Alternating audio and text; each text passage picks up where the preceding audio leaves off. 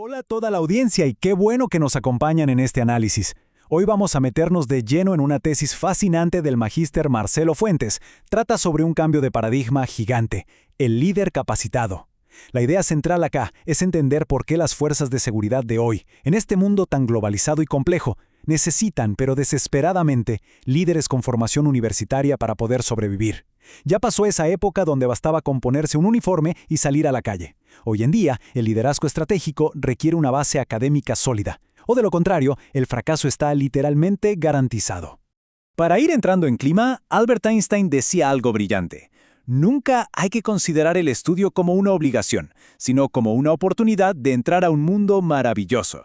Y esto es clave, porque históricamente, en las fuerzas del orden, tener que capacitarse se veía como, como un trámite pesado, una carga burocrática obligatoria. El primer gran paso para un liderazgo de verdad es cambiar ese chip por completo. Hay que ver el aprendizaje como lo que es, una oportunidad increíble para crecer profesionalmente. Y esto nos lleva a la pregunta del millón, una que es súper provocativa. ¿Alcanza solamente con la experiencia para ser un buen jefe de seguridad? Hay una mentalidad muy de la vieja escuela que dicta que sí, que la pura experiencia en las calles es el único requisito para dirigir una organización. Y ojo, la experiencia enriquece muchísimo el trabajo diario, claro que sí, pero la fuente es categórica acá, ya no alcanza. El mundo contemporáneo es un rompecabezas demasiado complejo como para depender solamente de la intuición forjada en el asfalto. Es súper interesante hacer un viaje en el tiempo y ver cómo fueron cambiando las exigencias. Fíjense que, en el pasado, el único requisito para entrar a la fuerza era tener la capacidad física para llevar el uniforme, cero requisitos académicos. Después, a mediados del siglo XX, se empezó a exigir la escuela primaria. Hacia finales de ese siglo, la secundaria se convirtió en la norma. Y hoy, en pleno siglo XXI, el título universitario pasó a ser algo esencial. Es la prueba de que la vara de la profesionalización no para de subir para adaptarse a lo que la sociedad pide. Pasamos a la sección 1, el nuevo paradigma moderno. Vamos a ver cómo se cruza la educación con la realidad de nuestra sociedad actual. A ver, Moisés Ruiz señala algo clave. La universidad se ha universalizado sin esas barreras económicas que existían antes. ¿Qué significa esto en la práctica? Que el público general, el ciudadano de a pie, hoy está altamente educado. Entonces, piénsenlo un segundo. Si la sociedad a la que hay que proteger y liderar tiene un nivel universitario cada vez más alto, los líderes de seguridad tienen que estar como mínimo a ese mismo estándar intelectual. Es la única forma de funcionar con eficacia y mantener la autoridad frente a la comunidad. Acá tenemos una analogía fantástica, la del carpintero que ilustra perfecto qué pasa si se bajan los estándares de ingreso. Imaginen a un maestro ebanista al que le dan madera verde o podrida. Por más que sea el mejor artesano del mundo, jamás va a lograr un mueble de alta gama con esos materiales. En la seguridad pasa exactamente lo mismo.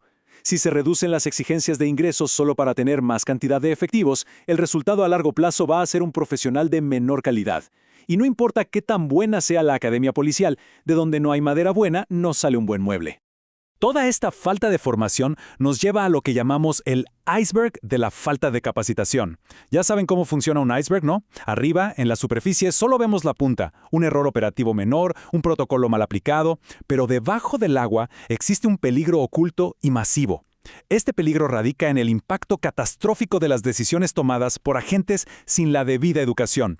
Un oficial sin preparación que en una fracción de segundo decide sacar un arma es un riesgo inmenso y silencioso para los ciudadanos y para todo el sistema de justicia.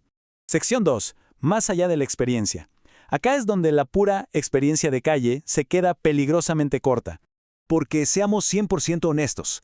Se pueden tener 30 años patrullando las calles, pero eso no otorga por arte de magia conocimientos profundos sobre derecho procesal, victimología o cibernética. Para no agravar los problemas que ya existen, el profesional de la seguridad moderno necesita dominar estos campos y otros muy complejos, como la narcocriminalidad, mediante el estudio formal y sistemático. El delito actual es una red súper sofisticada y no se resuelve solo con buena voluntad. La metáfora del reloj de lujo viene como anillo al dedo acá. Imaginen un reloj suizo de altísima gama donde casi todas las piezas están perfectas, pero dejaron unos poquitos engranajes sin pulir. ¿Qué va a pasar? Esos pocos engranajes defectuosos van a trabar todo el mecanismo y el reloj simplemente no va a dar la hora correcta. En una organización de seguridad es igual. Unos pocos miembros que no tengan la educación adecuada pueden arrastrar hacia abajo el esfuerzo de miles y arruinar la eficiencia de toda la institución. Y si les gustan los autos, piénselo de esta manera. Se tiene un vehículo de lujo, equipado con la tecnología más cara y moderna, pero le ponen un neumático de una medida completamente distinta, de esas ruedas pequeñas de auxilio. A alta velocidad, ese simple detalle va a provocar un accidente fatal. Con las fuerzas del orden pasa lo mismo. Dotar a una policía con el mejor equipo táctico y la tecnología más avanzada resulta inútil y hasta peligroso si el elemento humano no está a la altura por falta de preparación. Llegamos a la sección 3, el perfil del líder. Veamos qué sucede en el cruce vital entre jerarquía y educación. Acá la propuesta explícita se pone muy concreta. Se plantea establecer topes jerárquicos basados estrictamente en la educación formal. Por ejemplo, para el rango de ayudantes se necesita una tecnicatura. Para llegar a subcomisario te exigen una licenciatura. Y para alcanzar los mandos altísimos como comisario-inspector es indispensable contar con un posgrado. Esto es un filtro espectacular porque asegura que quienes toman decisiones estratégicas y administran presupuestos gigantes poseen los conocimientos gerenciales modernos necesarios para no estrellar el barco. ¿Y qué pasa cuando alguien alcanza esos altos mandos sin haber estudiado? Hay una película clásica de 1968, La fiesta inolvidable, con Peter Sellers, que lo explica perfecto. Muestra a un personaje que cae en una reunión de la alta sociedad, no encaja en nada, no sabe de qué hablar y queda totalmente aislado. A un jefe de seguridad sin formación académica le pasa exactamente lo mismo. Le toca interactuar con líderes políticos o empresarios, se siente inseguro y esa falta de bagaje lo aísla por completo. Para evitar ese aislamiento terrible, hay que desarrollar competencias culturales. Un líder moderno necesita conocimientos en sociología, en recursos humanos, administración financiera y entender a las diferentes tribus urbanas. Necesita una empatía gigante. Un buen jefe tiene que poder sentarse a tomar un café y dialogar con vecinos de un barrio marginado, y al rato estar negociando con autoridades políticas con el mismo nivel de fluidez. Y esa amplitud mental, indudablemente, la da el estudio constante. Me encanta cómo el experto John Maxwell resume este desarrollo continuo con una frase muy poderosa. Él dice, si desea dirigir, tiene que aprender. Si desea continuar dirigiendo, debe continuar aprendiendo. Es la pura verdad. El aprendizaje no termina cuando te dan el diploma. Para mantener una posición de liderazgo sin fallarle al equipo, buscar información nueva y aprender deben ser hábitos permanentes a lo largo de toda la carrera. Sección 4. El desafío del aprendizaje. Vamos a hablar del esfuerzo real en contraste con las típicas excusas.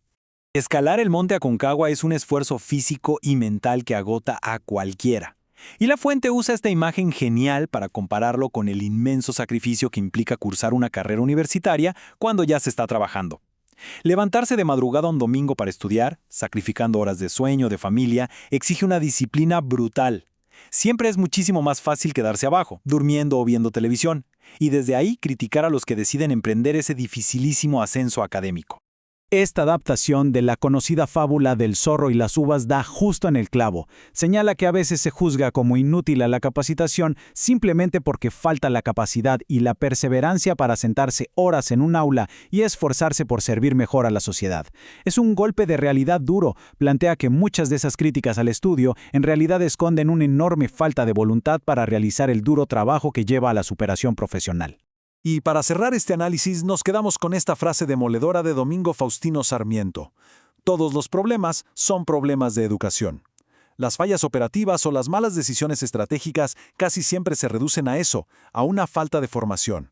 Invertir en educar a los líderes no es un capricho administrativo, es la clave de nuestra seguridad. Esto nos deja con una gran reflexión final. Si el delito evoluciona y se vuelve más sofisticado todos los días, ¿de verdad podemos permitirnos que quienes nos protegen hagan algo distinto?